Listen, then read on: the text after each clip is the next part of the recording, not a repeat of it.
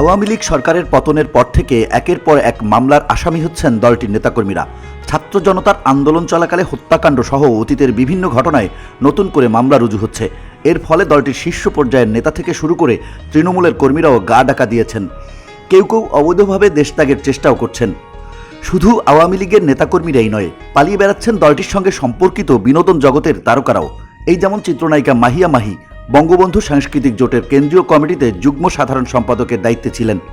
দ্বাদশ জাতীয় সংসদ নির্বাচনে দলটির পক্ষ থেকে মনোনয়নও তুলেছিলেন তিনি, যার ফলে এখন মামলা আতঙ্কে দিন কাটছে তার। সামাজিক যোগাযোগ মাধ্যমে কিছুটা সক্রিয় থাকলেও শুটিং ফ্লোরে তার দেখা নেই। মোবাইল নম্বর কিংবা হোয়াটসঅ্যাপে যোগাযোগের চেষ্টা করলেও সাড়া দিচ্ছেন না। বলা যায় মামলার আতঙ্কে এক প্রকার গা ঢাকা দিয়ে রয়েছেন এই অভিনেত্রী। মাহির ঘনিষ্ঠজনরা সংবাদ মাধ্যমকে জানান, আওয়ামী লীগ সরকারের পতনের পর থেকেই বেশ সতর্ক অবস্থানে রয়েছেন এই অভিনেত্রী।